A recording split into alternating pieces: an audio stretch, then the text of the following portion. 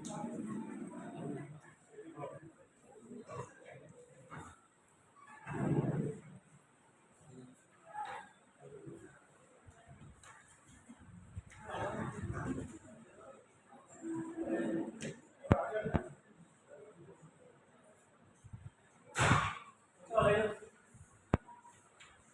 को नमस्कार। जनार्दन राय नागर राजस्थान विद्यापीठ विश्वविद्यालय एवं दत्तोपंत हेगड़े राष्ट्रीय श्रमिक शिक्षा विकास बोर्ड भारत सरकार के संयुक्त तत्वाधान में आज हम एक दिवसीय राष्ट्रीय संगोष्ठी श्रमिक शिक्षा एवं रोजगार के आयोजन के शुभ अवसर पर यहाँ उपस्थित है। हम बाहर से पधारे हुए हमारे सभी अतिथिगण का हार्दिक स्वागत एवं अभिनंदन करते हैं। आज हमारे बीच में दत्तोपंत हेगड़े राष्ट्रीय शिक्षा एवं विकास बोर्ड श्रम एवं रोजगार मंत्रालय भारत सरकार के चेयरपर्सन श्री विजेश जी उपाध्याय साहब उपस्थित हैं। वे आज के इस कार्यक्रम के मुख्य अतिथि और मुख्य वक्ता हैं। हमारे बीच में हमारे आदरणीय प्राचार्य हमारे वाइस चांसलर महोदय कर्नल प्रोफेसर शिव सिंह जी सारंगदेव साहब उपस्थित हैं। आपका हार्दिक स्वागत एवं अभिनंदन। साथ ही हमारे बीच में पुनीत जी गौतम जी उपस्थित हैं, जो क्षेत्रीय निदेशक हैं श्रमिक शिक्षा बोर्ड उदयपुर के। आपका हार्दिक स्वागत करते हैं। साथ ही साथ हमारे राजस्थान विद्यापीठ के श्री कौशल जी साहब भी हमारे बीच में उपस्थित हैं। उनका भी हार्दिक स्वागत है। कार्यक्रम की शुरुआत जैसा कि हमारी परंपरा है, सबसे पहले माँ सरस्वती के चित्र पर दीप प्रज्वलन एवं माल्यार्पण के साथ अतिथियों से अनुरोध है कि वे माँ सरस्वती के चित्र पर दीप प्रज्वलन करें।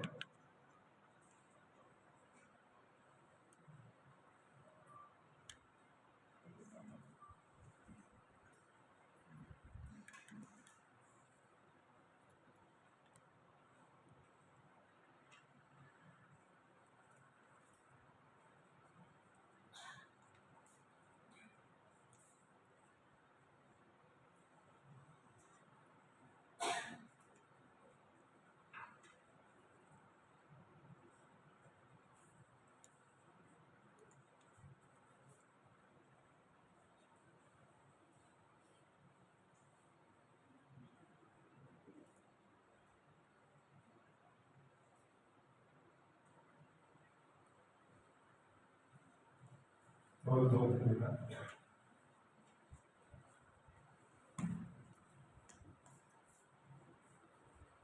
राजस्थान विद्यापीठ विश्वविद्यालय की स्थापना यदि मूल लक्ष्यों की तरफ हम ध्यान दें तो 1937 में मनीषी पंडित जवाहरलाल राय नागर साहब ने श्रमिकों की शिक्षा के लिए एक केंद्र की स्थापना करी और ये धीरे धीरे चलकर आज एक विश्वविद्यालय का आकार लेकर पंडित जनार्दन राय नागर साहब के सपनों को साकार कर रहा है।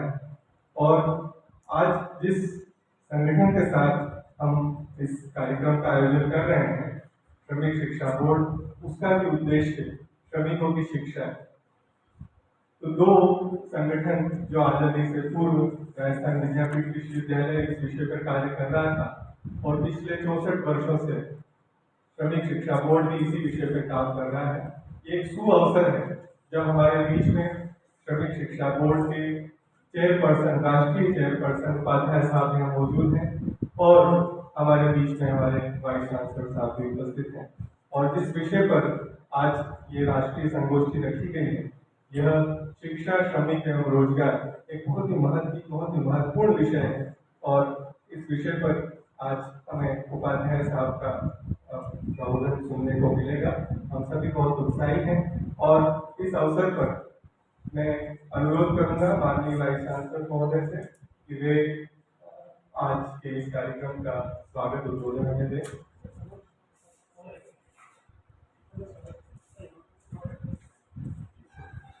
माफी चाहता हूँ।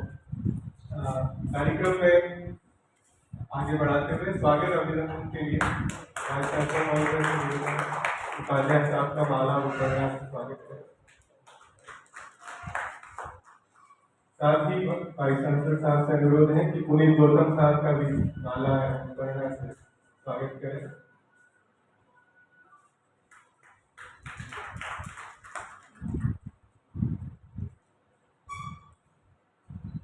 नागदा साहब से अनुरोध है कि वे भाई संसद साहब का स्वागत एवं अभिनंदन करें।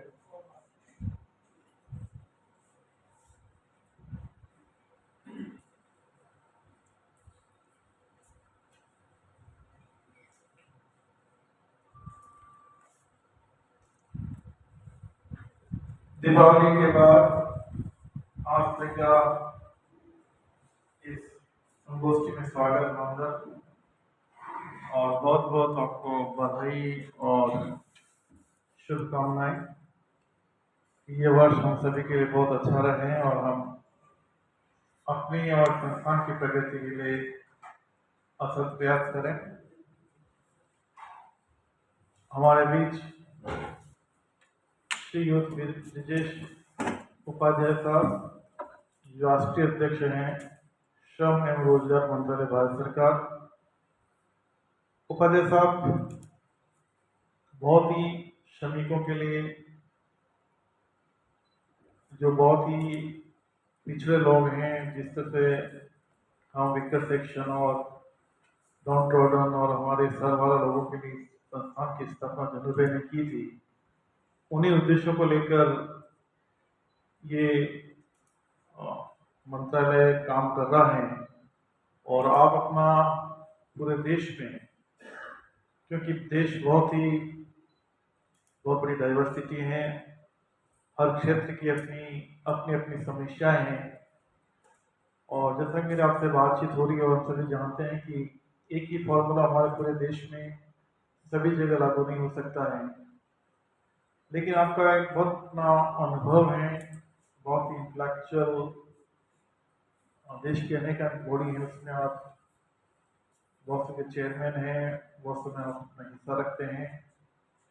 इससे पूर्व भी आप भारतीय मजदूर संघ और आदि अनेक संगठन से जुड़े हुए हैं, तो निश्चय ही देश को आपके एक अनुभव का लाभ मिल रहा है।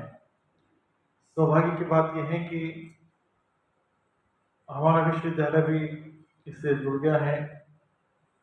तो हम जो स्किल की बात करते हैं, हम किस तरह से, क्योंकि हमारा जनोबेनी कॉलेज ही जो श्रमजीवी कॉलेज के नाम से जाना जाता है, तो दिन में जो लोग काम करते थे, शाम को पढ़ के जिन्होंने अपने बहुत बड़ी एक अपना अपना स्थान प्राप्त किया था और छोटे से एक अपना एक व्यवसाय या कह सकते हैं कि छोटी नौकरी से बहुत बड़ा प्रमोशन लिए, तो उस समय अपनी एक उनकी बहुत बड़ी एक उपादेयता थी। तो मैं अपनी ओर से, आप सभी की ओर से इनका स्वागत वंदन अभिनंदन करता हूँ और साथ ही आभार व्यक्त करता हूँ कि सुबह से आप हमारे साथ हैं। पहले हमारे एक एग्जीक्यूटिव की जो सलाहकार बोर्ड है उनकी मीटिंग हुई थी, उसके बाद वापस आप जुड़े हैं। यहाँ ऐसे अनेक संगठन जो आपकी अभी भी इंतजार कर रहे हैं, लेकिन फिर भी आपने कंपनी में आधा पौन घंटा आपकी फैकल्टी से, जो एकेडमिक फैकल्टी है उससे बातचीत करेंगे, तब आपका आभार। आदरणीय पुनीत गौतम साहब हमारे क्षेत्रीय निदेशक हैं और ये बहुत ही लंबे समय से हमारे सभी केंद्रों से जुड़े हैं और हमारे केंद्रों पे जो लोग जुड़े हैं, जो महिलाएं जुड़ी हैं, उनको आपके अनुभव का, आपके डिपार्टमेंट का, डायरेक्टरेट का बहुत बड़ा लाभ मिला है। इस अवसर पर आपका भी बहुत ही साधुवाद अर्पित करता हूँ। आशा करता हूँ कि आपका सहयोग हमेशा बना रहे। डॉक्टर कौशल जी नागदा हमारे पीठ शिविर हैं और आप जानते हैं कि हमारे सामाजिक प्रशासन का जनरल का एक बहुत बड़ा हिस्सा है, जिसको हम आज भी कायम रखे हुए हैं। डॉक्टर अविनाश नागर जो हमारे इस प्रोग्राम को कन्वीन कर रहे हैं, हमारे सभी senior faculty, dean, principal, directors और साथियों, आपका भी स्वागत वंदन। मैं थोड़ा भी 5-7 मिनट अपनी बात कहूँगा, बाकी बात हम सबको सुनेंगे। ये जो नाम आपने अभी सुना है कि दत्तोपंत ठेंगड़ी राष्ट्रीय श्रमिक शिक्षा और विकास बोर्ड। तो ये एक बहुत बड़ा नाम है। और आज हम जो संगठित और असंगठित और ग्रामीण क्षेत्र के श्रमिकों की जो बात करते हैं, उन सभी को इस श्रेणी में बांटना और डिवीजन करने के बाद उनको किस तरह से संगठित को असंगठित, असंगठित को संगठित में लेना, ग्रामीण जो लोग काम कर रहे हैं उनको किस तरह से जोड़ना, तो ये अनेकानेक कार्य दत्तोपंत ठेंगड़ी साहब ने किए थे। और इस जो डिपार्टमेंट के डायरेक्टर हैं, इसका मेन उद्देश्य यही है कि जीवन के प्रति जो सजग कैसे बने हमारे लोग, श्रम संघों में जो कुशल नेतृत्व क्षमता है उसको किस तरह से विकसित किया जा सके, देश के मजदूर औद्योगिक संबंधों को किस तरह से स्थापित किया जा सके, श्रमिकों के प्रबंधन में किस तरह से अधिक भागीदारी की जाए, किस तरह से औद्योगिक अनुशासन को मेंटेन किया जाए, और साथ ही सकारात्मक जो पॉजिटिव है उस दृष्टिकोण को रखते हुए किस तरह से सामाजिक सरोकार को ध्यान में रखते हुए एक क्वालिटी उत्पादन किया जाए। और सबसे बड़ी बात है कि स्वास्थ्य, स्वच्छता और जनसंख्या शिक्षा के प्रति सजग रहना, ये इनका उद्देश्य है इस पूरे जो श्रमिक बोर्ड की हम बात करते हैं। और जो दत्तोपंत ठेंगड़ी, ये बहुत ही अद्भुत व्यक्तित्व के धनी थे। भारत सरकार ने उनको राष्ट्र ऋषि के नाम से एक पदवी दी और उससे संबोधित करते हैं। और जितने भारत के जो राष्ट्रवादी ट्रेड यूनियन के जो जितने भी संबंध हैं उनका, वो हर करीब सभी संगठनों को साथ लेके चले थे। चाहे वो भारतीय मजदूर संघ की स्थापना की बात करें, चाहे हम स्वदेशी जागरण मंच की बात करें, या भारतीय किसान संघ की स्थापना की बात करें, उसमें ठेंगड़ी साहब का बहुत बड़ा अवदान रहा। उनका एक ही नारा था, वो ये चाहते थे कि मालिक, मजदूर व राष्ट्र, इन तीनों की दृष्टि में एक जो कृतित्व और एक जो किस तरह से उनकी शैली है आपस में तारतम्य बनाया जाए, ये उनके लिए बहुत मायने रखती थी। ऐसा नहीं कि मालिक बन जाए, मजदूर को साइड कर दे, या मजदूर मजदूरी बात क्या नहीं, तीनों का हित होना चाहिए। मालिक भी आगे बढ़े और वो अपने व्यवसाय को ज़्यादा करें, इससे अल्टीमेटली फायदा मजदूर को मिलेगा। और मजदूर को भी समझना चाहिए कि जब वो काम कर रहे हैं, जब उनका घर चल रहा है, तो वो कहीं के उनको पूरा अपना 100 नहीं 1000% देना चाहिए। और मालिक और मजदूर दोनों का उद्देश्य राष्ट्र हित में होना चाहिए। एक बहुत बड़ा उनका एक था। और वो अक्सर कहते थे कि इस तरह से जो एक नेशनलाइज द लेबर और labourise the industry and industrialise the nation, यानी कि राष्ट्र का औद्योगिकरण करो, उद्योगों का श्रमिकीकरण करो और श्रमिकों का राष्ट्रीयकरण करो। तो इसमें पूरी हमारी जो एक राष्ट्र की भावना है वो निहित है। और इसी आधार पर हम लोग आज उन्होंने अपना काम किया था। गरीबी में बेरोजगार की मुक्ति, वो कहते हैं कि पूंजी प्रधान अर्थव्यवस्था के स्थान पर श्रम प्रधान अर्थव्यवस्था की रचना होनी चाहिए। उन्होंने, ठेंगड़ी साहब ने बहुत ही अनेक किताबें लिखी, प्रतिवेदन किए, और उन्होंने जो लेबर के रिफॉर्म के बारे में जो बातें करी, वो आज भी उतनी बातें हैं, उतनी सारगर्भित हैं। और उन्हीं को ध्यान में रखते हुए भारत सरकार और अनेक संगठन आगे बढ़ रहे हैं। जहाँ तक इस विषय की बात करें तो शिक्षा, श्रमिक और रोजगार है। तो तीनों शब्द एक तरह के कह सकते हैं कि जब तक हम सामान्य शिक्षा की बात करेंगे तो कहीं कहीं ये विषय से भटकेंगे। या शिक्षा का आशय है श्रमिक शिक्षा, और जब श्रमिक शिक्षा की बात करते हैं तो आती है इसकी कौशलता की बात आती है। तो शिक्षा, श्रमिक शिक्षा, ये दोनों अलग अलग बातें हैं, ये मालूम होनी चाहिए हमें। और जो जिस तरह से आज हम देख रहे हैं कि जो हमें एक स्किल श्रमिक की जरूरत होती है और वो नहीं है, तो कहीं के हमारी शिक्षा पद्धति में हमारे जो कोर्स कंटेंट्स हैं, सिलेबस हैं, और हमें ये पता नहीं कि इंडस्ट्री में और बाकी छोटे छोटे जो संगठन हैं वहाँ किस तरह के लेबर की किस तरह से स्किल की ज़रूरत है, शायद हम क्या कर रहे हैं हमें पता ही नहीं है, और हमारे आसपास क्या रिक्वायरमेंट है। तो विशेष रूप से हमारे जितने भी कोर्स कंटेंट्स बनने चाहिए, चाहे वो मैनेजमेंट हो, चाहे कंप्यूटर साइंस हो या सोशल साइंस हो, सभी में ये ध्यान रखने की ज़रूरत है कि हम ऐसे केवल डिग्रीधारी लोगों की फोर्स खड़ी नहीं करें। अब ज़रूरत इस बात की है, और जैसे कि आप जानते हैं कि राष्ट्रीय शिक्षा नीति 2020 में स्पष्ट है कि आपको टोटली बहुत ही अपने कोर्स कंटेंट के साथ आपको आउट बेस्ट जो है एजुकेशन उससे फोकस करना है। आप एमबीए कर रहे हैं, लेकिन आपकी एमबीए करने के बाद उसका क्या सिस्टम है, क्या लोग बच्चे कहाँ जा रहे हैं, क्या उनको जिन उद्देश्यों के लिए आपने जो कोर्स शुरू किया था उन उद्देश्यों को पूरा करने में आप सक्षम है नहीं है। और ये तमाम जो आपकी नेक की बात करें या जो भी जो स्टेटरी बॉडी है, सभी में इस तरह की ज़रूरत है। तो आज हम थोड़ा सा अगर देखें इस थोड़ा सा डेटा को देखते हैं, देखिए आप भारत में आज 112 करोड़ कार्यरत उम्र के व्यक्ति हैं, यानी काम करने और जितनी पॉपुलेशन है उसमें से इतने लोग हैं कि वो कार्य कर सकते हैं। और इसमें अगर युवाओं की आबादी की बात करें तो हम देख रहे हैं कि 65% युवा भारत हैं, बड़े खुश हो रहे हैं। लेकिन हमारी ये दूसरी समस्या यह भी है कि युवाओं को हम जिस तरह से उनको डाइवर्ट करना चाहिए शायद वो कर नहीं पा रहे हैं, क्योंकि हमारे भारत में जो युवा है वो विश्व की 20% आबादी का युवा है। तो भारत की बहुत बड़ी एक भागीदारी है, और भारत को एक बहुत ही इसमें हम बहुत ही सौभाग्यशाली भी हैं कि हमारे युवा भारत हैं, युवा शक्ति हैं, उत्साह है। देश में 46 करोड़ श्रमिक अभी हैं, और उसमें से 38 करोड़ असंगठित क्षेत्र से हैं।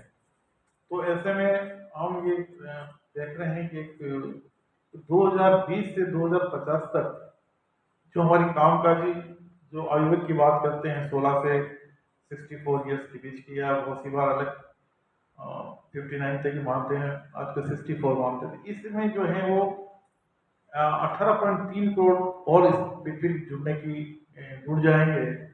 और ऐसे में आज की हम देखें तो हमारी जो बेरोजगारी की जो दर है वो करीब 54%, 55% और 53% के बीच में बेरोजगारी है। तो यूं देखें तो बहुत ही भयावह आंकड़े हमारे सामने हैं।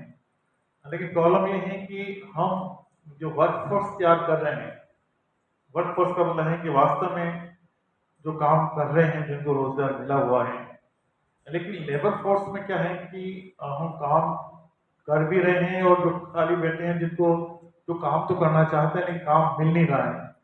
तो हमारी जो लेबर फोर्स की जो संख्या बढ़ रही है ये बहुत ही एक डरावनी है। आप देखिए कि वो लोग रोजगार नहीं पा रहे हैं, तो उसकी बहुत बड़ी प्रॉब्लम हमारे सामने आ रही है।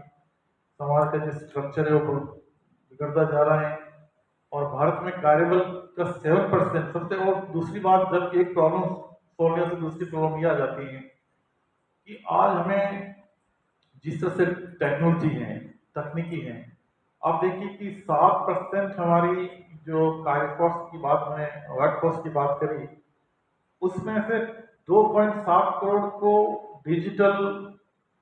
डिजिटलाइज करने की जरूरत है, यानी इसकी डिजिटल स्किल होनी चाहिए, जो अब हम नहीं कर पाए। तो इसमें भी बहुत सी, क्योंकि जब तकनीक का यूज होता है तो उसमें बहुत ही बारीकियों से, बहुत ही इसमें उसका एक नियंत्रण होना चाहिए किसी भी श्रमिक का किसी भी फील्ड में जो काम कर रहा है।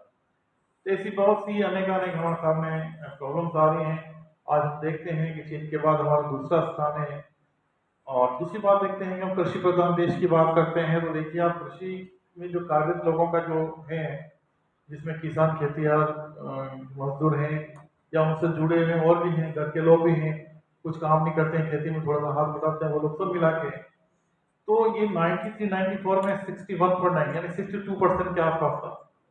जो हम 70% का जो है वो 93-94 के आसपास जब ये ग्लोबलाइजेशन की बात शुरू हुई उसके बाद, तो वो आंकड़ा आप 2018-19 में देखें तो 41.4 आ गया। यानी कि वहां से माइग्रेशन शुरू हो गया गांव से, और ये जो इम्बेलेंस हो रहा है इसको कैसे रोका जाए, ये बहुत बड़ी एक चीज हमारे सामने आ रही है। और ये 2018-19 के आंकड़े हैं, 61 मतलब 62% से 41% आ गया, अभी और हो सकता है कि 39 के आसपास गया होगा। तो कुल मिला के ये है कि अब हम कृषि के आधार पर कोई स्किल निकाल के हमारे रोजगार में हम गुणवत्ता बढ़ा दें और कुछ उनको एंगेज कर दें, तो ये हमारा एक खोखला सपना होगा। तो हम जो भारत बदल रहा है इसमें तकनीकी के आधार पे हम किस तरह से हमारे जो युवा हैं, जिसके 60% 65% पॉपुलेशन, जिसकी एवरेज एज 35 बिलो है, उसको हम किस तरह से कन्वर्ट करें, ये बहुत बड़ी चुनौती है। इसके साथ ही आप देखिए कि अब ये सब चीजें अपनी जगह हैं, लेकिन आज ऐसे क्या कारण है कि जिससे हमें रोजगार में बड़ी दिक्कत आ रही है। तो सबसे बड़ी कारण है कि अ, अब ये गलत भी हो सकता है, सही भी हो सकता है, मैं अपने विचार व्यक्त कर रहा हूँ कि ये जो प्राइवेटाइजेशन हो रहा है, निजीकरण हो रहा है, इसमें देखिए आप एक आदमी काम है और 3 आदमी का काम एक आदमी कर रहा है, तो ये भी एक प्रॉब्लम है। आपकी जॉब संख्या लेस होती जा रही है। एक पारंपरिक सफेद पश जो रोजगार निर्माण में जो ठहराव की बात होती है वो सिर्फ हम लगता है, लेकिन ये जैसा हम करते हैं नहीं, क्लाउड पे सब चीजें होती हैं, वर्चुअल चीजें होती हैं, तो आजकल सब चीजें वर्चुअल नजर आ रही हैं। डेटा ऐसा सामने आते हैं कि जो भी जॉब है और जॉब ढूंढने जाते हैं जॉब मिलते नहीं, तो वो वाली बात सामने आ रही है। आईटी में नौकरियां हैं वो आप देख रहे हैं, ई कॉमर्स नौकरियां भी स्थिर हो गई है सब। और जितनी भी नई टेक्नोलॉजी है उसकी जो आर्टिफिशियल इंटेलिजेंस है उससे भी क्या होता है कि संख्या कम होती जा रही है। तो मैं ज्यादा न बोलते हुए ऐसे अनेक अनेक कारण हैं जिससे बड़ी प्रॉब्लम्स आ रही हैं। लेकिन हमारा दूसरी बात ये भी, जैसे आप देख रहे हैं कि अब हमारा जो श्रमिक का जो स्किल बेस है वो आने वाले नेक्स्ट 10 ईयर्स में भारत का सीनियर बदलेगा, क्योंकि राष्ट्रीय शिक्षा नीति 2020 ये कहती है कि आपकी क्लास 6 से बोर्डिंग सिस्टम शुरू हो रहा है, वहाँ से लोग एंटरप्रेन्योरशिप में जा रहे हैं, बच्चे वहीं से अपनी एक अलग से दुनिया इसमें होगा। हालांकि ये भी एक बहुत बड़ी है कि कोविड की वजह से हम 2 साल तो 3 साल कुछ कर नहीं पाए, लेकिन अब समय ठीक है। और हमें हमेशा, मैं हमेशा आपसे कहता हूँ, किसी भी हर नीति बहुत सोच समझ के सब सामने ले जाती हैं, लेकिन सबसे बड़ी बात होती है कि उसकी क्रियान्वयन कैसे हो। यदि क्रियान्वयन से होगा और वो हम सभी, क्यों देश, किसी भी देश की सबसे बड़ी जो जिम्मेदारी है वो है हमारे शिक्षकों पे है। आप और हम सब यदि किसी चीज को सफल करना चाहें तो सफल हो जाती हैं, और यदि किसी चीज को फेलियर करना चाहते हैं तो फेलियर हो जाती हैं। हमें समय के साथ राष्ट्र हित में अपना सब कुछ निछावर करना चाहिए, और ये भी देखना चाहिए कि भारत सरकार ने जो दीर्घकालीन विकास के लिए एक राष्ट्रीय युवा नीति 2021 बनाई है, और वो नेक्स्ट 10 ईयर्स के लिए पूरा एक विजन का एक खाता तैयार किया है, उसको देखना जरूरी है। क्योंकि 10 वर्ष भी ज़्यादा होते हैं, आज आजकल 5 वर्ष से ज़्यादा किसी तरह से योजना हम लंबी बना नहीं सकते हैं, इतने चेंजेस आते हैं कि हम वहाँ तक पहुँचे तक तो बहुत से चेंजेस आएंगे, बदलना पड़ता है। तो भविष्य की अनेक चुनौतियों के साथ हैं, लेकिन भारत की जो अर्थव्यवस्था है, आप देखिए कि मैं सुबह बात कर रहा था कि अब आप में भी ये बात मैं इसलिए कहना चाह रहा हूँ कि यदि हम एक बार टीचर बन गए हैं तो इसमें हम स्किल हैं, क्योंकि हमारी जो भी है पीएचडी है, नेट वेट जो भी है, आपने अपने पेपर सेपर सब बन गए, तो आपकी स्किलिंग थी। लेकिन स्किलिंग को आप, अब जरूरत है अप स्किलिंग करें, और अप स्किलिंग के साथ आपको रीस्किलिंग करें। और ये नहीं करेंगे तो आने वाले नेक्स्ट 10 ईयर्स में जिनके 4-5 साल 7 साल हैं वो टीचर तो अपना निकाल लेंगे। हम श्रमिक ने अभी फिलहाल अपनी बात कर रहे हैं, तो वो तो अपना समय निकाल लेंगे, लेकिन जिनकी 20 साल सर्विसेज हैं वो अगर ऐसा अपडेट नहीं रहेंगे, अप स्किलिंग नहीं करेंगे, रिस्किलिंग नहीं करेंगे, तो कहीं न कहीं उनको या तो जॉब छोड़ना पड़ेगा या बहुत मुश्किल से नौकरी करनी पड़ेगी। समय बहुत बदल रहा है, अपने आप को बदलने की जरूरत है, और पहला शुरुआत हम अपने आप से करें तो देश दुनिया बदलेगी। बहुत लंबी चौड़ी बातें हैं, लेकिन आज हम हमारे उपाध्याय साहब को सुनना चाहेंगे। मैं आशा करता हूं कि हम सभी के लिए आपका उद्बोधन बहुत ही सार्थक रहेगा। एक बार पुनः आप सभी का, आज सुबह से आप लोग निकले हैं, सुबह हमने हमारा आज यूनिटी डे है, और उसमें हमने सरदार वल्लभ भाई पटेल को याद किया। एक बार पुनः हमको याद करते हैं जो देश की जो राष्ट्रीय एकता है और मैंने बताया जैसा कि आपको क्षेत्रवाद से जो राष्ट्रवाद की ओर ले जाने का जो श्रेय है वो केवल वल्लभ भाई पटेल को जाता है। किस तरह से उन्होंने 620 से 22 से ज़्यादा रियासतों को इकट्ठा किया, और एक बहुत बड़ा प्लस ये था कि 250 जो रियासतें थी वो काठियावाड़ से थी, तो उन्होंने वहां से शुरुआत करके देश में बढ़े, तो एक बहुत बड़ी संख्या का जो संख्या बल था वो उनके साथ में था। तो आप देखिए कि जब समय ऐसा, उसकी हम कल्पना नहीं कर सकते, ऐसा भी एक व्यक्ति कितना परिवर्तन कर सकता है। तो आज तो हमारे पास सब कुछ है, हम जो चाहे जो कर सकते हैं। हम आशा करते हैं कि हमारे मनीषी पंडित जनरल नागर साहब के सपने हैं उनको पूरा करें, आगे बढ़ें। एक बार पुनः उपाध्याय साहब का बहुत बहुत स्वागत, वंदन, अभिनंदन। थैंक यू, जय हिंद। बहुत बहुत बहुत धन्यवाद सर। आदरणीय कुलपति महोदय, आपने शिक्षा, श्रमिक एवं रोजगार विषय को आपके असीम ज्ञान, अनुभव एवं सटीक तथ्यों के आधार पर बहुत ही सार्वजनिक रूप से हमारे समक्ष प्रस्तुत किया। साथ ही समग्र शिक्षा के क्षेत्र में आपके कुशल नेतृत्व में राजस्थान विद्यापीठ द्वारा किए जा रहे कार्यों को भी हम सभी से अवगत कराया। अब मैं बहुत ही आदर और सम्मान के साथ आज की संगोष्ठी के मुख्य अतिथि एवं मुख्य वक्ता दत्तोपंत ठेंगड़ी राष्ट्रीय श्रमिक शिक्षा एवं विकास बोर्ड के राष्ट्रीय चेयरपर्सन श्री ब्रजेश जी उपाध्याय साहब को अपने उद्बोधन के लिए सादर आमंत्रित करता हूँ। आदरणीय उपाध्याय।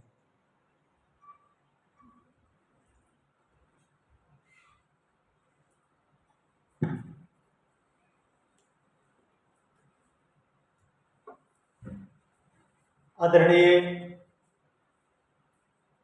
कुलपति साहब, हमारे बोर्ड के हमारे साथी रीजनल डायरेक्टर पुनीत जी, मंच पर उपस्थित नारंग जी, आप सभी विद्वत जन, ऐसे सब लोग जो दूसरे को शिक्षा देते हैं, पढ़ाते हैं, ऐसे लोगों के सामने किसी विषय का प्रतिपादन करना। कुलपति साहब अभी जो बातें रख रहे थे, तो आप सब लोग ऐसे सब विषयों की अथॉरिटी, फिर भी मुझे कुछ बात करना ऐसा कहा उन्होंने। ऐसा जब जब भी मुझे जहां अवसर मिलता है तो मैं सबको बताता हूं कि भाई मैं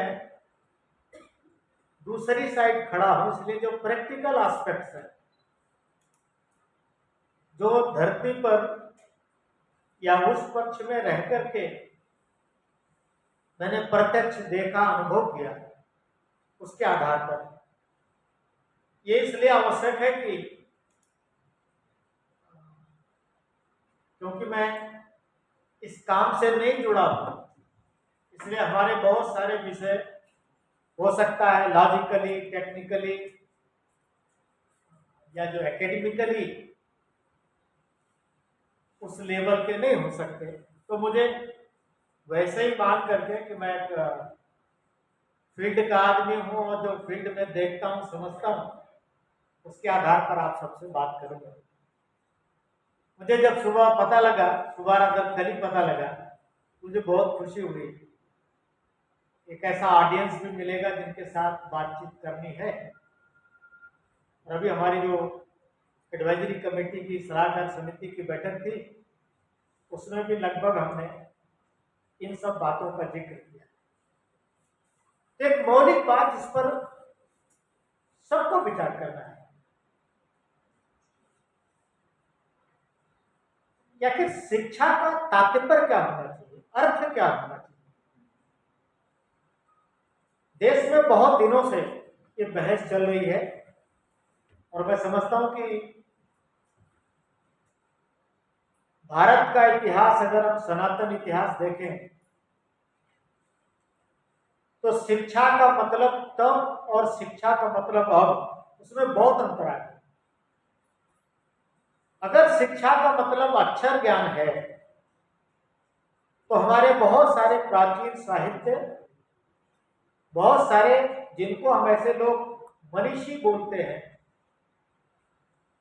अक्षर ज्ञान नहीं था तो भी अनुभव के आधार पर जो तत्व ज्ञान था उसको जिस ढंग से प्रतिपादित किया, आज भी इस पर रिसर्च चल रही, इस पर विवेचनाएं हो रही, इस पर बहुत सारे विश्लेषण चलते हैं। तो इसलिए शिक्षा का अर्थ ढूंढने का भी एक बड़ा काम शिक्षा जगत को करना है। शिक्षा और श्रम जो मैं समझता हूं कि भाई बड़ा रिलेवेंट विषय इन्होंने आज बातचीत के लिए चुना है। हम किसी को भी पूछते हैं कहाँ हैं, क्या पढ़ रहे हैं, हम छोटे बच्चों को बताते हैं पढ़ लिख करके क्या बनोगे, या जो भी पढ़ रहा उससे पूछो क्या बनोगे। जब हम ये सवाल कर रहे होते हैं तो हम भी ये समझ रहे होते हैं और वो भी ये बता रहा होता है कि मैं पढ़ने के बाद कुछ करूंगा। यानी बिना श्रम क्षेत्र में गए शिक्षक भी श्रम कर रहा है। धरती पर एक भी काम नहीं है, और मैं बोला करता हूं इकोनॉमिक एक्टिविटी बिना लेबर इनपुट के कुछ होती ही नहीं। किसी भी प्रकार का काम बिना श्रम के होता है। इवन भोजन करने के बाद भी उसको बचाने के लिए भी टहलना चलना, शारीरिक श्रम के बिना कुछ नहीं है। तो श्रम को किस रूप में समझना, और श्रम सार्थक हो तो शिक्षा उसमें बहुत योगदान दे सकती है। तो शिक्षा का दृष्टिकोण, शिक्षा का अगर जो पद्धति है वो ये स्वीकार कर ली जाए, ये अडॉप्ट कर ली जाए कि हर कोई जो कुछ भी करे उसे डू विदाउट। हमारे एक साथी हमको बताया करते थे education means whatever you want to do in life do without. तो आर्ट के साथ करना, एक कला के साथ करना, एक निपुणता के साथ करना, लेकिन करना इसमें लगा हुआ।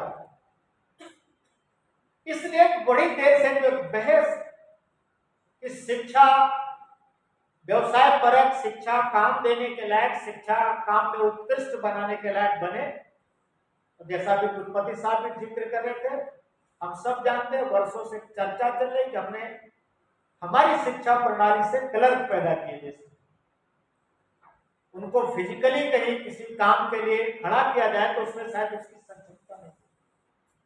तो इस सारी बैकग्राउंड में पूरी शिक्षा पद्धति का, पूरे एजुकेशन सिस्टम का पुनर्मूल्यांकन करने की जरूरत है, क्योंकि बिना कुछ किए, बिना श्रम किए जीवन नहीं है। अल्टीमेटली श्रम ही करना है। तो शिक्षा वो विधा क्यों नहीं खड़ी करती, शिक्षा वो विधा क्यों नहीं सामने लाती जिसमें हर किसी को श्रम करने के लिए और निपुणता के साथ, योग्यता के साथ, विदार वो करने की एक क्षमता है। सवेरे भी जिक्र कर रहे थे कुलपति साहब, अभी भी कर रहे हैं।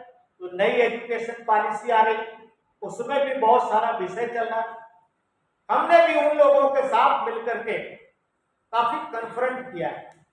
कन्फ्रंट आएंगे, हम जहां खड़े हैं हम वर्कर्स के साथ खड़े, और इसलिए हम जब शिक्षा, ये सब नई शिक्षा नीति बनाने वाले ऐसी जो कमेटियां, टीम में सब लोग मिले थे, हमने उनके साथ भी इंटरेक्ट किया।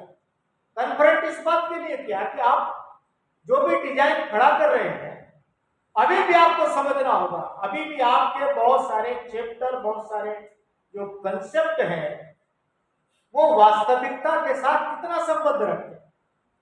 तो अब इस पर चर्चा चल रही है। आने वाले समय में किस प्रकार से इसको लोग सोचेंगे, करेंगे, लेकिन एक जो बड़ा यक्ष प्रश्न देश और दुनिया के सामने खड़ा है, पूरी दुनिया में जो एक शब्द भी इन्होंने इस्तेमाल किया, बेरोजगारी बढ़ रही है। बेरोजगारी, अगर मुझे कोई पूछे तो बेरोजगारी शब्द ही शिक्षा का दुष्परिणाम। शिक्षा के कारण बेरोजगारी पैदा होती है, शब्द ही नहीं था हमारे यहां पे।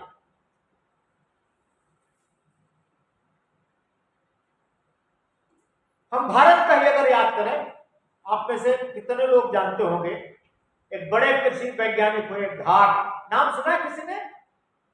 घाट घाट घाट एक बड़े कवि हुए, उत्तर भारत में बड़ा नाम है, और उनको उस जमाने का कृषि वैज्ञानिक है।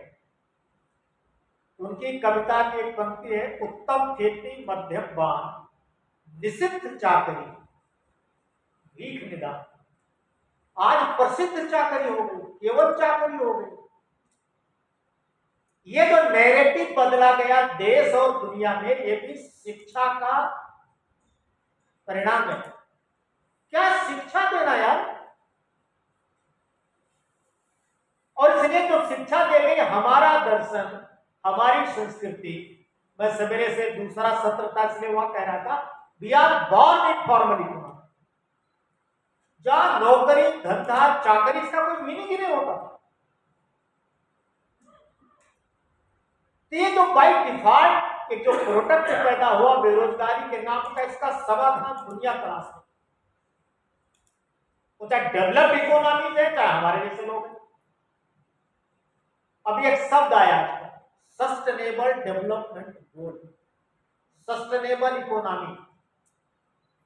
अभी जब लोग कहते हैं तो उनको भी आश्वस्त नहीं है कि सस्टेन रहेगा कि नहीं रहेगा। जिस चीज के बारे में आप आश्वस्त ही नहीं हो, ये आश्वस्त नहीं है, उसका कारण क्या है? हाइपोथेसिस जो बना लिया है वो रियलिस्टिक नहीं है। और ये जो रियलिस्टिक नहीं है, ऐसी चीजें द्वारा केवल ये जो शिक्षा पद्धति का जो क्या बोलते हैं ना, जो दुष्परिणाम है, उसके कारण आ रहे हैं। व्यक्ति रियलिस्टिक नहीं रहेगा, हाइपोथेटिकल हो गया, ड्रीमी हो गया। ये सब बातें गलत नहीं है, लेकिन इसका वास्तविकता के साथ कितना क्लोज रिश्ता है, ये समझना है। बनाते बनाते बनाते बनाते, पढ़ाते पढ़ाते, क्या पढ़ा के ले गए आज? उसमें आप बैठे यहां कोई दोषी लोग हैं, हम लोग बैठे कोई दोषी लोग, ऐसा नहीं है।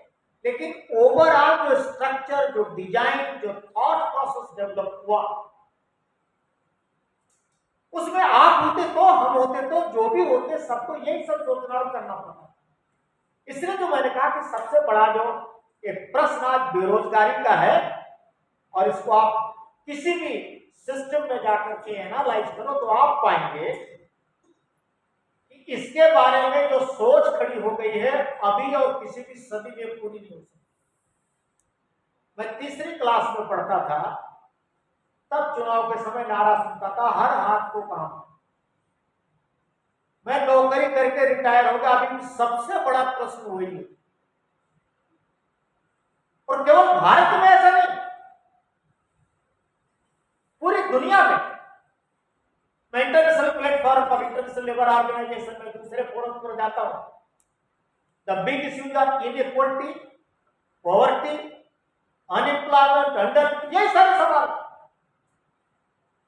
तो शिक्षा जगत को भी एक बड़ा काम करना है कि यथार्थ के धरातल पर आना, समझना होगा क्या है वास्तव। इसको यूं समझना, जैसे भी कुलपति साहब कह रहे थे कि भाई कोई चीज यूनिवर्सल नहीं हो सकती, कोई एक बात सब जगह वैसे नहीं लागू हो सकती। इसलिए शिक्षा में भी जो हम मीनिंग्स कई चीजों के निकालते हैं, वो जीवन का सच और शिक्षा में निकाला गया उस सच का मतलब कई बार यथार्थ से कितना दूर रहता है। तो पहली बात, मेरा जो हाइपोथेसिस इसके पीछे था कि बहुत सारी आज समाज के अंदर जो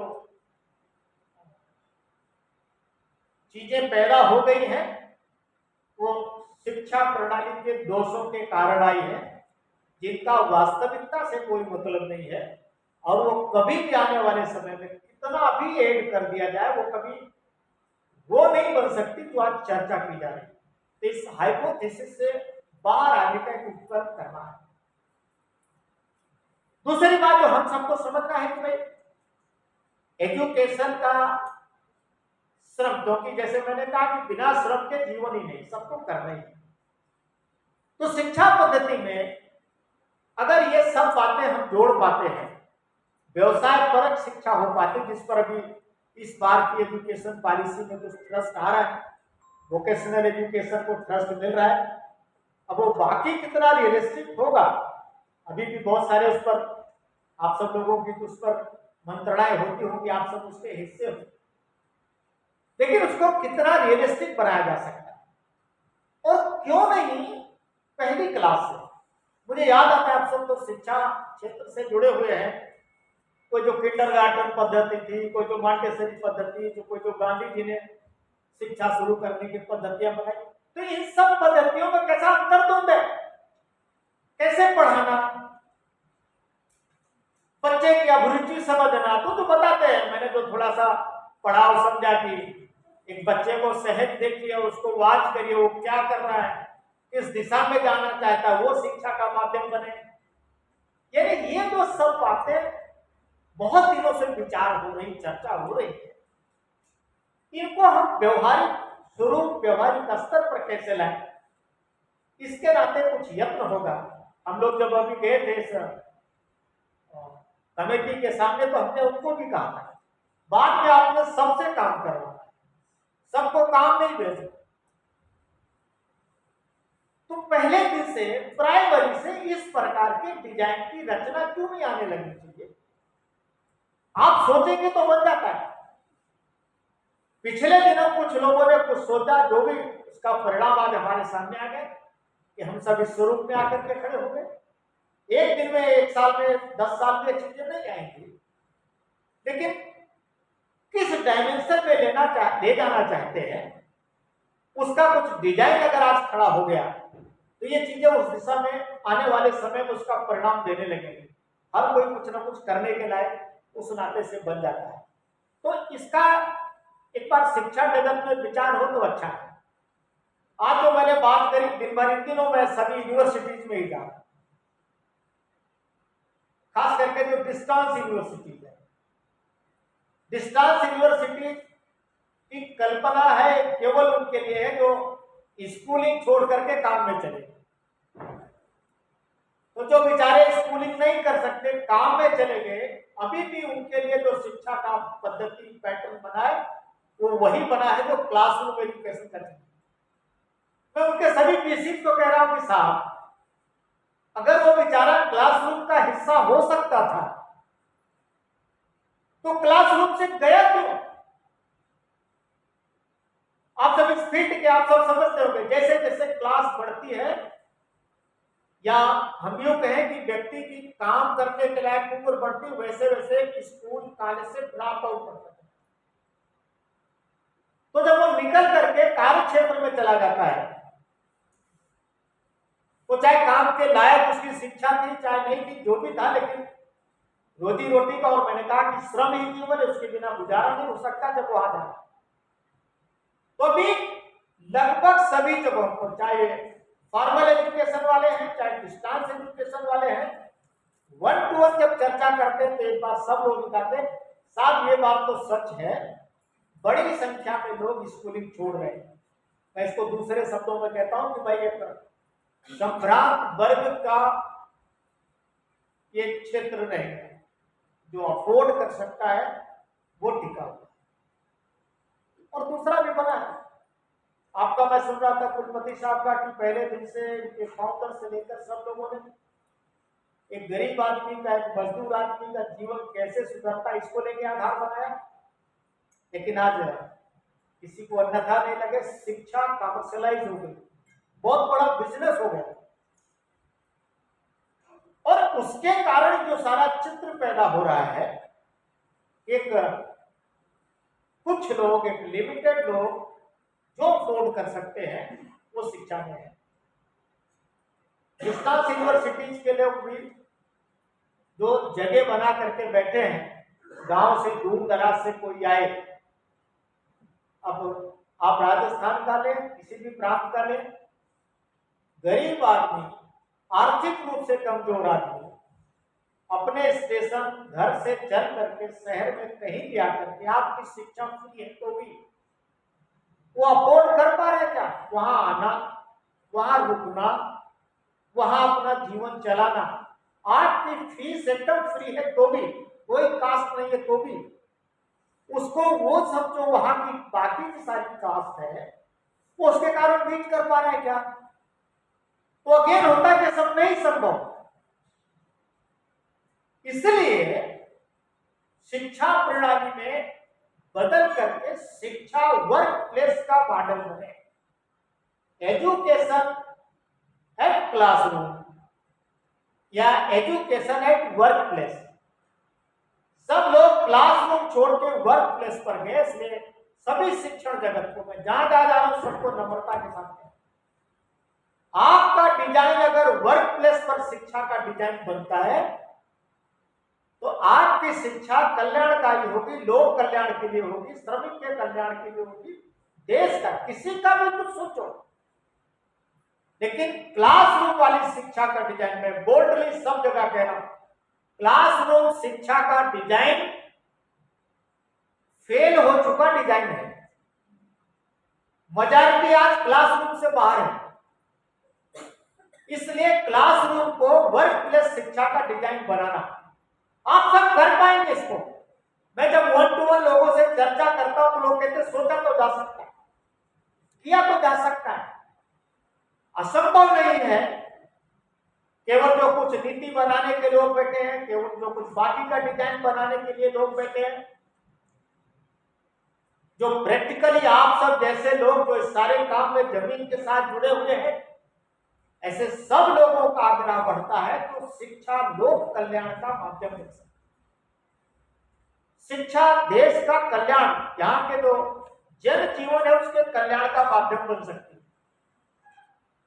तो शिक्षा एक वर्क प्लेस, इसका एक डिजाइन शिक्षण जगत इस दिशा में आगे बढ़े। हम तो लेमैन के नाते सलाह दे सकते हैं, सुझाव दे सकते हैं, यही किया जाना चाहिए, सब जोर से आग्रह भी कर सकते हैं। लेकिन करने वालों ने अगर इस दिशा में नहीं सोचा, अभी भी क्लासरूम की कंसेप्ट चलती रहेगी तो मेजॉरिटी का आदमी इससे बाहर रहेगा और उसके जो दुष्परिणाम आ रहे हैं। अभी हम जब इंडस्ट्रीज बैठी थी वहां बातचीत कर रहे थे, इंडस्ट्रीज को कहते हैं, इंडस्ट्री कहती है कि कोई क्वालिटी वर्कमैनशिप नहीं है। हमारे पास वैकेंसी है, हमको क्वालिटी वर्कमैनशिप नहीं मिलती।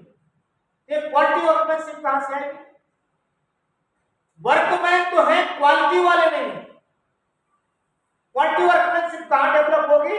अगेन एजुकेशनल इंस्टीट्यूट्स का दायित्व है, ड्यूटी है, उनको अप स्किलिंग, उनकी री स्किलिंग, उनके बारे में जो भी 4 बातें तय की जानी करना। तो वर्कमैन वर्कफोर्स का हिस्सा बन गया, इंडिविजुअल वर्कफोर्स ज्वाइन कर गया। जो बड़ा दूसरा सवाल है वो क्वालिटी की वर्कमैनशिप में नहीं। हम एक तरफ हाहाकार मचा हुआ बेरोजगारी है, इंडस्ट्रीज कह रहे हमारे पास क्वालिटी का वर्कमैन ही नहीं।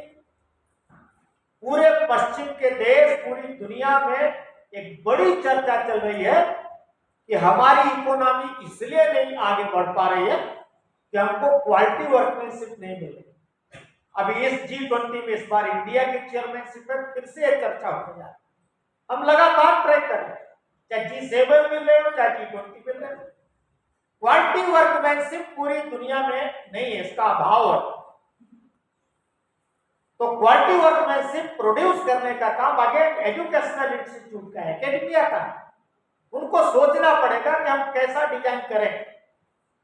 और इसके लिए भी मैं कहता हूं, आज अगर किसी को कहो कि आओ मैं फ्री में भी आपको वर्कमैन बता दूं, अभी साहब ने सुना, हम बैठे थे, अभी तक हम वर्कर एजुकेशन बोर्ड की तरफ से एक ट्रेनिंग देते थे, लोगों को बुलाते थे, हमारे पास जितनी देर है उतने दिन की दिहाड़ी देते थे, मजदूरी जैसा, तो हमारे साथ ट्रेनिंग लेते थे। अब जब से हमने वो देना बंद कर दिया तो वो नहीं आ रहे। तो अभी हमको भी सवाल आते, हमने भी कहा हमारे पास भी ट्रेनिंग के लिए नहीं आते थे, वो दिहाड़ी के लिए आते थे, मजदूरी करने आते थे।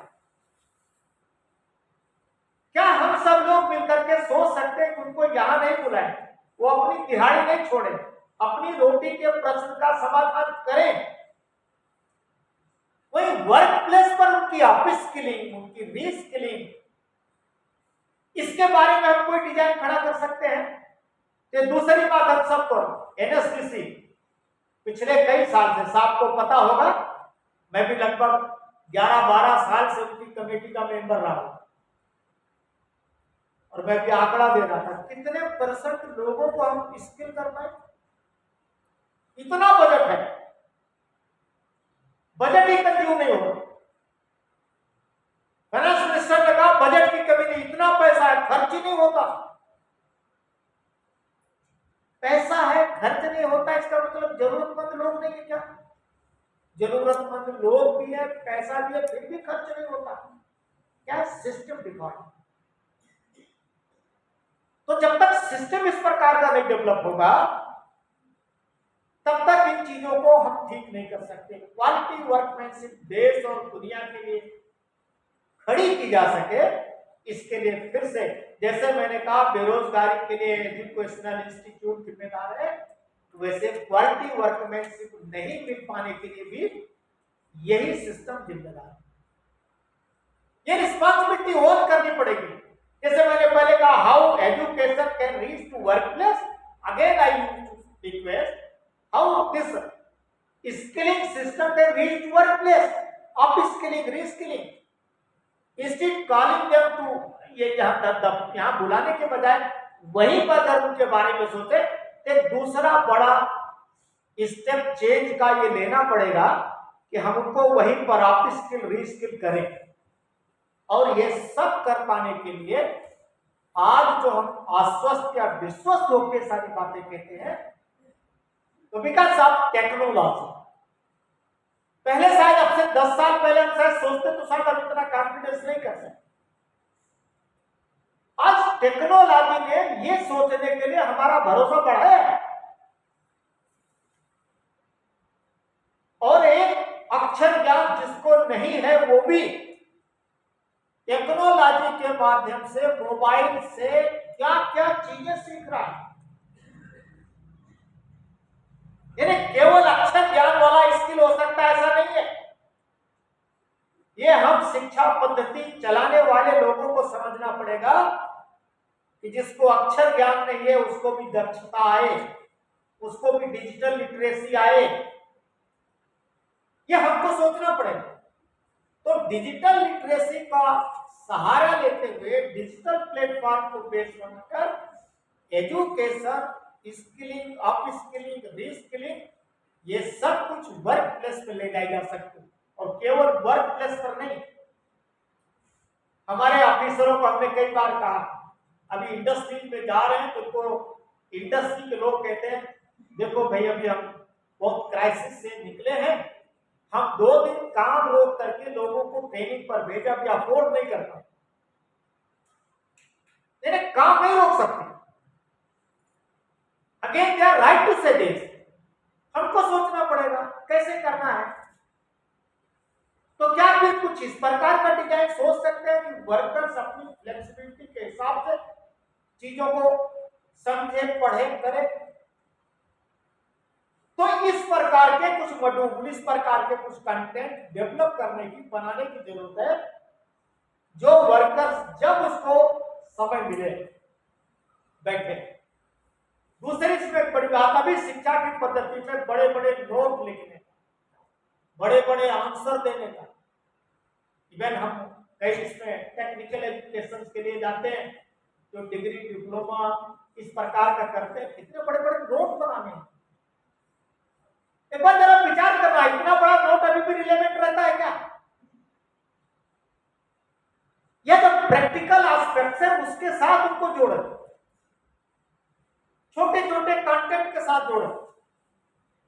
और मैं इंकरेज में सब कहते हुए कई बार मैं मोबाइल पर देखता हूं ऐसे लर्निंग सारे, मैं जब इंटरनेट पर सारे प्लेटफॉर्म से देखता हूं, रोज आप एक लेसन पढ़ लो, आपको कन्वीनियंट है तो आधा ही पढ़ो, जैसा आपको है वैसा पढ़ो, उसी पर आप पेपर दे दो, उसी पर आपको सर्टिफिकेट जनरेट होता है। निरक्षर आदमी भी पेपर दे रहा है, उसको वॉइस और वीडियो जो बता रहे हैं, इसका मतलब अगर आप ये समझते हो ठीक है तो लाल वाला टच करो, आप समझते हो इससे आप सहमत नहीं है तो हरा वाला, लाइक दैट, इस प्रकार का सिंबॉलिक, इस प्रकार का। और लोग अच्छा पढ़ रहे हैं, अच्छा तज्ञ बन रहे हैं, सर्टिफिकेशन भी उनका होगा। इस ड्राइव को बड़े पैमाने पर कैसे, और देश का एकेडमिया अगर इंस्टीट्यूशनल ये जो एजुकेशनल इंस्टीट्यूट इसका हिस्सा, इसकी ड्राइव, इसकी लीड नहीं है तो दूसरा नहीं कर सकता। आइसोलेटेड एफर्ट्स बहुत चल रहे हैं, बहुत लोगों ने इसको दुकान बना लिया। एक बार हमारे यहाँ ये जो शैक्षणिक जगत है ये इस सच्चाई को, हाँ जहां जहां अभी भी आवश्यक है क्लासरूम उस लेवल की वो सब बिल्कुल चलाइए, लेकिन ये जो मेजॉरिटी, ये जो वर्कफोर्स में है, ये जो सारी इकोनॉमी को ड्राइव कर रहे ऐसे लोग हैं, इन सबको एक क्वालिटी वर्कमैन बनाने के लिए, क्वालिटी वर्कमैनशिप उनके अंदर खड़ी हो, ये दायित्व हम सब पर आता है, एजुकेशनल इंस्टीट्यूट पर। बहुत लोग ये कहते हुए ऐसा किया तो जा सकता है लेकिन वो सिस्टम में डिजाइन नहीं, पॉलिसी में नहीं, तो पॉलिसी में लाने के लिए कोई और नहीं, आप सबको ही लग रहा है। मैंने पीछे बात किया तो उत्तर प्रदेश के जो गवर्नर हैं उन्होंने कहा कि मैं हमारे यहाँ के ऐसे जो वीसी हैं उनकी सबकी एक मीटिंग बुला सकता, मैं भी कोशिश करूंगी इस बार केंद्र में इसको लेकर पहले। देश के कुछ इस प्रकार की वीसी, कुछ इस प्रकार के एजुकेशनल इंस्टीट्यूट ऐसी सब बातों के साथ खड़े होते हैं, तो जो कुछ लोग बैठ करके सारे बारे में सोचते हैं उनको समझ में आता है, चीजें बदलती है। आखिर में मैं केवल ये बात कहते हुए, देश दुनिया में जो बदल हुई है उसमें एजुकेशनल इंस्टीट्यूट को देखना है कि ये बदल, जिसको मैंने भी कहा बेरोजगारी दिस दैट, इसके लिए उनकी रिस्पांसिबिलिटी है, वो इसको समझ करके इसको कैसे ठीक किया जा सकता है इस दिशा में सोचेंगे। और एक बार इस दिशा में प्रयत्न होता है तो निश्चित तौर पर एक बड़ा परिवर्तन, और वो जो अपेक्षित है और वो जो किया जा सकता है। अभी मातृभाषा में शिक्षा की बात आई है, बड़ी पहल हो रही है, बहुत सारी बातें इस प्रकार की निकल रही हैं। इसका जो नैरेटिव कुछ लोगों ने बिगाड़ा है, उस नैरेटिव को सेटिंग करने के लिए अभी हमने संस्कृत यूनिवर्सिटीज को बातचीत करी, क्योंकि भारत का सारा प्राचीन दर्शन संस्कृत में है। वर्कमैनशिप, ट्रेनिंग, इन सब का आप यहाँ आपके विद्यालय में, विश्वविद्यालय में संस्कृत डिपार्टमेंट होगा तो सब लोग समझ सकते हैं, मैं समझता हूँ है। तो शुक्र नीति पूरी की पूरी, आज का जो IR है आपका, आज का IR जो है शुक्र नीति, हजारों साल पहले बहुत सारी बातें जो आज भी लोग नहीं समझ सके हैं, ऐसी सब बातों का शुक्र नीति में वर्णन। शांति पर महाभारत का, रामायण का, नारद स्मृति, बृहस्पति स्मृति, हमारे प्राचीन ग्रंथ, जिनके कारण भारत विश्व गुरु बना था, जिसके कारण भारत को सोने की चिड़िया, जिसके कारण भारत को सब प्रकार के गौरव की बातें थी, उस समय की शिक्षा दीक्षा उसको समझना हो, उस समय भी इकोनॉमी, उस समय भी वर्कमैनशिप, उस समय भी राजा प्रजा, उस समय भी कर्मचारी, और ये सबसे अनुसरण करना है, अनुकरण करना है, तो उन सारी बातों का करपात्री महाराज जी, उनका एक बड़ा नैरेटिव चला, उनकी एक पुस्तक है पूरी, और उनका मानना था कि समाज को भटकाने में, शिक्षा जगत में गलत इरादे से आए हुए कुछ लोगों के द्वारा खड़ा किया गया नैरेटिव, वही हमको ऐसी जगह लेके खड़ा हो गया, और इसको बदला जाना है तो अभी भी समाज में उस प्रकार का प्रबोधन है। हमारा जो एंशिएंट है बहुत रिच है इस बारे में, उसका स्मरण करके उसका अगर हम परिशोधन करके उसमें कुछ इंप्रूवमेंट करनी है, टेक्नोलॉजी जैसी कुछ बातें अगर आज के परिप्रेक्ष्य में जो है उनको सोचें, तो हम इसको फिर से उसी गति से या उसी स्तर का खड़ा कर सकते हैं। ये सब काम अगेन खड़ा करना है। मैं संस्कृत विश्वविद्यालय के लोगों के साथ लगा, अभी नेशनल यूनिवर्सिटी जो दिल्ली में है, लाल बहादुर शास्त्री, उनके लोग बगल में जेएनयू है, और अभी मैं लेबर फील्ड से हूँ, तो जो 4 लेबर कोड आए, इंडस्ट्रियल रिलेशन कोड है, वेज कोड है, ऑक्यूपेशनल सेफ्टी हेल्थ है, सोशल सिक्योरिटी है। अभी हम ऐसे 4 यूनिवर्सिटीज को कह रहे हैं कि एंशिएंट कॉन्टेक्स्ट में इसका जरा एनालिसिस करिए, इवैल्यूएट करिए, तब क्या था अब क्या। और मुझे एक स्कॉलर कह रहे थे कि साहब आज का आईआर कोड और उस समय के हमारी जो बातें, कई बातें तो ऐसी है जिस पर आज भी लोग नहीं पहुंच सकते। देखिए विषय लंबे हैं, बहुत देर तक दूर तक उसमें आगे जाएंगे। कुल मिलाकर के आखिर में मेरा इतना निवेदन है कि इस समाज को कहां लेके जाना है वो आप ही कर सकते, कोई दूसरा नहीं। आप हमको बार बार ये बताते रहेंगे तुम बेरोजगार, तुम बेरोजगार, तुम बेरोजगार, तो मैं कुछ भी कर रहा हूँ तो मुझे कहते तो बेरोजगार क्या हूं मैं, ये कौन बताता है मुझे? समाज में बैठे हुए लोग ही हमें बताते हैं। बीसी साहब मुझे कह रहे थे बड़े अच्छे आदमी का बड़ा ज्ञान है, बड़ा अनुभव, हमको भी थोड़ी देर के लिए अहंकार, अच्छा वैसा होता है। और अगर ऐसे कुछ बातें बताई जाए तो इन्हें प्रबोधन कैसा, मार्गदर्शन कैसा, डायमेंशन कैसा, डायरेक्शन कैसी, वैसा बन जाता है। तो परवरिश पर, प्रशिक्षण पर सब कुछ निर्भर है। प्रशिक्षण और परवरिश के लिए हमने जो ताना बाना चुना है, जो बनाया है, जिसको मैंने कहा है शिक्षा पद्धति, इसको हम लोग ठीक करें तो देश अभी भी हम ऐसे आज तो कई ऐसे अनसुलझे प्रश्न जिसका पास दुनिया के पास कोई उत्तर नहीं है, हमारे पास उसका उत्तर है। आप सब इस दिशा में सोचें, आगे बढ़ें, पहल करें, सब लोग मिलकर काम करें, इसी निवेदन के साथ। और मैंने जो शुरू में निवेदन किया था कि मैं हो सकता है एकेडमिकली बहुत साउंड नहीं बोल सकता, but being a layman, being a person from the field, जो मुझे ठीक लगा, समझा, अनुभव किया, आप सभी के सामने रखा है। आपकी विद्वता ही कि आपने मुझे बिना कुछ कहे सुन लिया। बहुत बहुत धन्यवाद सर। बहुत बहुत धन्यवाद सर। आपके जैसे प्रबुद्ध वक्ता, मनीषी, ऋषितुल्य व्यक्तित्व को के ज्ञानवर्धक एवं व्यवहारिक प्रबोधन के लिए आपका हार्दिक आभार। आपने विषय पर अपने विशाल अनुभव के आधार पर जो जानकारियां हमें प्रदान करी वो अपने आप में अद्भुत है। साथ ही आपने बहुत से प्रश्न भी खड़े किए हैं जिन पर हम सभी को और खासकर शैक्षणिक जगत को सोचने की और मंथन करने की आवश्यकता है कि शिक्षा हमें क्यों श्रम के लिए प्रेरित नहीं करती। वैज्ञानिक शिक्षा व्यवस्था को किस प्रकार व्यावहारिक शिक्षा में बदला जाए और क्लासरूम को किस प्रकार वर्क प्लेस के मॉडल में तैयार किया जाए, ये सब आपने बहुत ही महत्वपूर्ण जानकारी हमें प्रदान करी।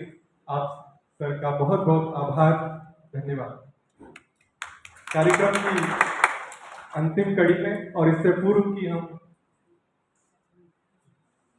की हम आज के राष्ट्रीय एकीकरण दिवस को हम मनाएं, इससे पूर्व मैं आभार प्रदर्शन के लिए हमारे क्षेत्रीय निदेशक